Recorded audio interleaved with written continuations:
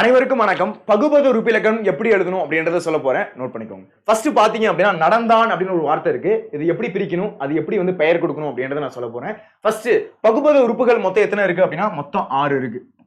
அது என்னென்ன அப்படின்னா பகுதி, விகுதி, சந்தி, சாரியை, இடைநிலை, விகாரம் அப்படின்னு சொல்லக்கூடிய 6 இருக்கு. ஃபர்ஸ்ட் இது நான் பிரிச்சு காமிக்கிறேன். பிரிச்சு காமிச்சிங்க அப்படின்னா 1 மார்க், அதை எடுத்து எழுதுனீங்க அப்படின்னா 1 மார்க்.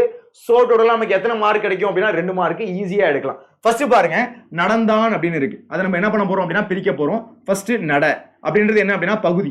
பகுதி என்றாலே முதன்மையா இருக்கக்கூடியது. சரிங்களா? அதுக்கு அடுத்து என்ன இருக்கு அப்படின்னா இந்த இருக்கு. அந்த இந்த என்ன பண்ண போறோம் அப்படின்னா அதுக்கு அடுத்து எழுத போறோம். சரிங்களா? அதுக்கு அடுத்து என்ன இருக்கு, இந்த தா அப்படின்னு இருக்கு. அந்த தாவதை என்ன பண்ண போறோம் அப்படின்னா பிரிக்க போறோம். தாவை பிரிங்க பார்க்கலாம். இத்து கூட்டல் ஆ அப்படின்னு கிடைக்கும். எப்படி கிடைக்கும்? இத்து கூட்டல் ஆ அப்படின்னு கிடைக்கும்.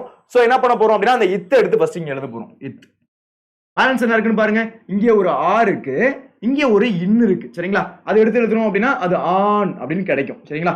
சரி, இப்ப எழுதுங்க. நட அப்படின்றது என்ன அப்படின்னா பகுதி. நட அப்படின்றது பகுதி. அதுக்கு அடுத்து இருக்கல இந்து. இந்து அப்படின்றது சந்தி. இந்து அப்படின்றது சந்தி.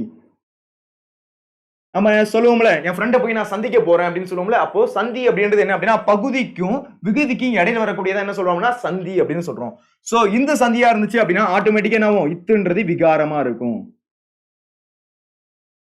சரிங்களா? சரி, அடுத்து பாருங்க, பேலன்ஸ் இருக்கக்கூடிய இன்னொரு இத்து இருக்கு. சரிங்களா? அந்த இத்து எழுதணும் அப்படின்னா இது என்ன, நடந்தான் அப்படின்றது என்ன, முடிஞ்சு போயிடுச்சு.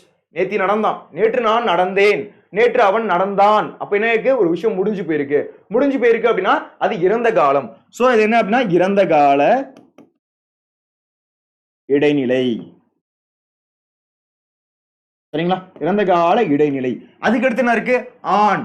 நடந்தான் அப்படின்றது ஆணை குறிக்குதா பெண்ணை குறிக்குதா, அது ஒரு ஆண்.